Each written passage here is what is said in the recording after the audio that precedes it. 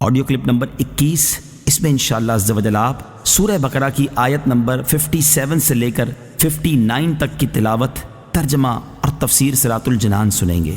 بسم اللہ الرحمن الرحیم۔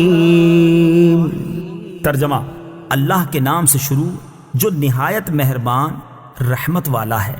وَظَلَّلْنَا عَلَيْكُمُ الْغَمَامَ وَأَنزَلْنَا عَلَيْكُمُ الْمَنَّ وَالسَّلْوَىٰ كُلُوا مِن طَيِّبَاتِ مَا رَزَقْنَاكُمْ وَمَا ظَلَمُونَا وَلَكِن كَانُوا أَنفُسَهُمْ يَظْلِمُونَ۔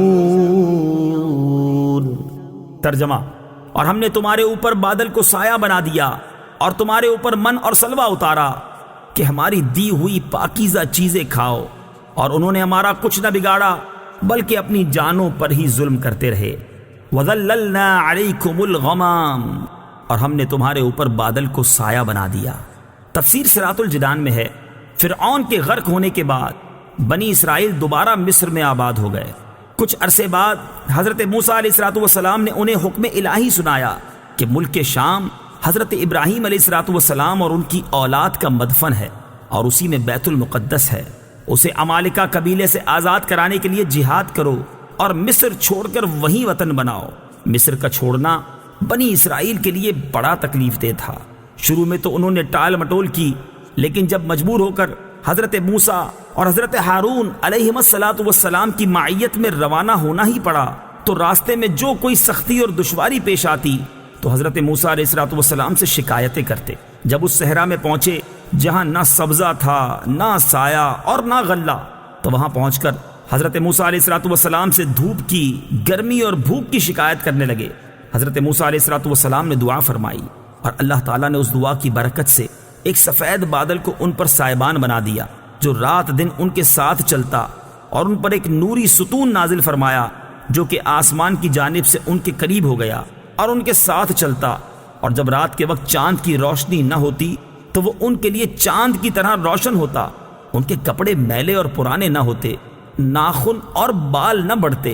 وَأَنزَلْنَا عَلَيْكُمُ الْمَنَّ وَالسَّلْوَىٰ، اور تم پر من اور سلوہ اتارا۔ تفسیر صراط الجنان میں ہے، اس صحرا میں حضرت موسیٰ علیہ السلام کی برکت سے ان کے کھانے کا انتظام یوں ہوا کہ انہیں من و سلوہ ملنا شروع ہو گیا۔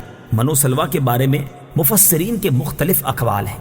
من کے بارے میں صحیح قول یہ ہے کہ یہ ترن جبین کی طرح ایک میٹھی چیز تھی جو روزانہ صبح صادق سے طلوع آفتاب تک ہر شخص کے لیے 1 سا یعنی تقریباً 4 کلو کی بقدر اترتی، اور لوگ اس کو چادروں میں لے کر دن بھر کھاتے رہتے۔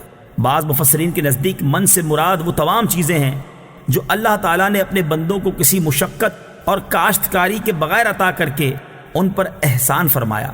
سلوہ کے بارے میں صحیح قول یہ ہے کہ یہ ایک چھوٹا پرندہ تھا، اور اس کے بارے میں قول یہ ہے کہ یہ پرندہ بھنا ہوا بنی اسرائیل کے پاس آتا تھا، اور ایک قول یہ ہے کہ جنوبی ہوا اس پرندے کو لاتی اور بنی اسرائیل اس کا شکار کر کے کھاتے۔ یہ دونوں چیزیں ہفتے کو بالکل نہ آتی، باقی ہر روز پہنچتی۔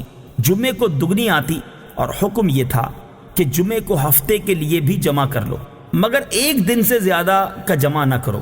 بنی اسرائیل نے ان نعمتوں کی ناشکری کی اور ذخیرے جمع کیے، وہ سڑ گئے اور ان کی آمد بند کر دی گئی۔ یہ انہوں نے اپنا ہی نقصان کیا کہ دنیا میں نعمت سے محروم ہوئے اور آخرت میں سزا کے مستحق ہوئے۔ وَإِذْ قُلْنَا ادْخُلُوا هَٰذِهِ الْقَرْيَةَ فَكُلُوا مِنْهَا حَيْثُ شِئْتُمْ رَغَدًا وَادْخُلُوا الْبَابَ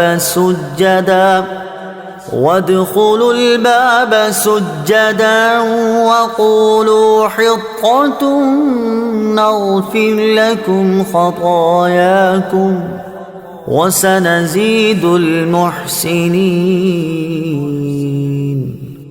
ترجمہ: اور جب ہم نے انہیں کہا کہ اس شہر میں داخل ہو جاؤ، پھر اس میں جہاں چاہو بے روک ٹوک کھاؤ، اور دروازے میں سجدہ کرتے داخل ہونا اور کہتے رہنا ہمارے گناہ معاف ہوں، ہم تمہاری خطائیں بخش دیں گے، اور ان قریب ہم نیکی کرنے والوں کو اور زیادہ عطا فرمائیں گے۔ وَإِذْ قُلْنَا ادْخُلُوا هَٰذِهِ الْقَرْيَةَ، اور جب ہم نے کہا اس شہر میں داخل ہو جاؤ، اس شہر سے بیت المقدس مراد ہے، یا اریحا جو بیت المقدس کے قریب ہے، جس میں عمالقہ آباد تھے اور وہ اسے خالی کر گئے تھے۔ وہاں غلے میوے بکثرت تھے۔ اس بستی کے دروازے میں داخل ہونے کا فرمایا گیا، اور یہ دروازہ ان کے لیے کعبے کی طرح تھا، اور اس میں داخل ہونا اور اس کی طرف سجدہ کرنا گناہوں کی معافی کا سبب تھا۔ بنی اسرائیل کو حکم یہ تھا کہ دروازے میں سجدہ کرتے ہوئے داخل ہوں اور زبان سے حطۃ کہتے جائیں۔ یہ کلمہ استغفار تھا۔ انہوں نے دونوں حکموں کی مخالفت کی اور سجدہ کرتے ہوئے داخل ہونے کے بجائے سرینوں کے بل گھسٹتے ہوئے داخل ہوئے، اور توبہ و استغفار کا کلمہ پڑھنے کی بجائے مذاق کے طور پر حبۃ فی شعرہ کہنے لگے، جس کا معنی تھا بال میں دانا۔ اس مذاق اور نافرمانی کی سزا میں ان پر طاعون مسلط کیا گیا، جس سے ہزاروں اسرائیلی ہلاک ہو گئے۔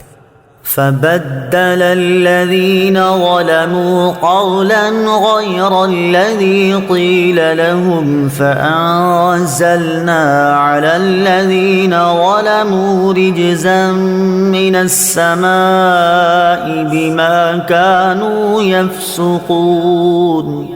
ترجمہ: پھر ان ظالموں نے جو ان سے کہا گیا تھا اسے ایک دوسری بات سے بدل دیا، تو ہم نے آسمان سے ان ظالموں پر عذاب نازل کر دیا کیونکہ یہ نافرمانی کرتے رہے تھے۔ فَأَنزَلْنَا عَلَى الَّذِينَ ظَلَمُوا رِجْزًا مِّنَ السَّمَاءِ، تو ہم نے آسمان سے ان ظالموں پر عذاب نازل کر دیا۔ تفسیر صراط الجنان میں ہے، بنی اسرائیل پر طاعون کا عذاب مسلط کیا گیا، اور اس کی وجہ سے ایک ساعت میں ان کے 70,000 افراد ہلاک ہو گئے تھے۔ حضرت اسامہ رضی اللہ تعالی عنہ سے روایت ہے، حضور اقدس صلی اللہ تعالی علیہ وسلم نے ارشاد فرمایا، بے شک یہ طاعون ایک عذاب ہے جسے تم سے پہلے لوگوں پر مسلط کیا گیا تھا، لہٰذا جب کسی جگہ طاعون ہو اور تم وہاں موجود ہو تو تم طاعون سے بھاگ کر وہاں سے نہ نکلو، اور جب کسی جگہ طاعون ہو تو تم وہاں